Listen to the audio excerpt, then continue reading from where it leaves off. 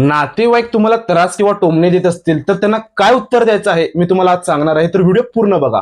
आणि आमच्या चॅनलवरती आम्ही सामान्य माणसांचे जे प्रॉब्लेम आहेत त्या चॅनलवरती आम्ही त्यांचे विचार मांडतो. तर चॅनलला जाऊन सबस्क्राईब करा.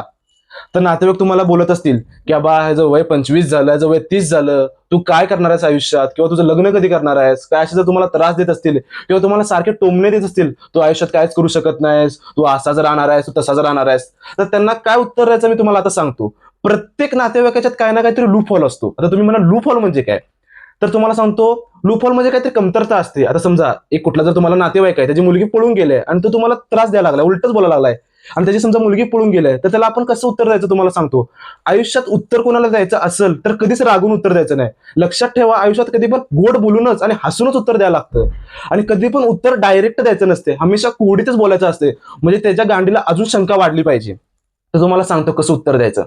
आजकाल म्हटलं पोरी म्हटलं पळून जातात आणि 2-3 वर्ष राहतात त्या नवऱ्यासोबत किंवा त्याच्या लव्हर सोबत आणि परत घरी येतात.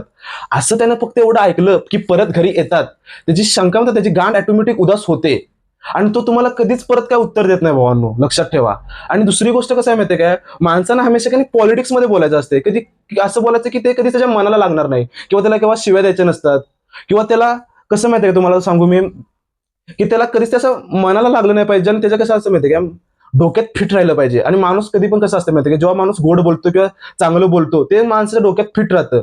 आता आपण असं बोललो समजा, आता कुणाचा पोरगा, त्याचा समजा एका नातेवाईकाचा पोरगा कामाला नाही आहे, तर आपण त्याला आणि तो नातेवाईक तुम्हाला त्रास द्यायला लागला, तर आपण त्याला असं बोलायचं, काय म्हटलं आजकाल म्हटलं मला पण 30,000 पगार आहे, म्हटलं नोकऱ्या पण कुठे मिळत नाही, ही नोकरी करू की नको का असं झालंय, आणि काय काय तर आता पुढे पण नोकऱ्या मिळणं अवघड आहे म्हटलं. असं आपण फक्त बोललो आणि त्या नातेवाईकाने एवढं ऐकलं आपलं.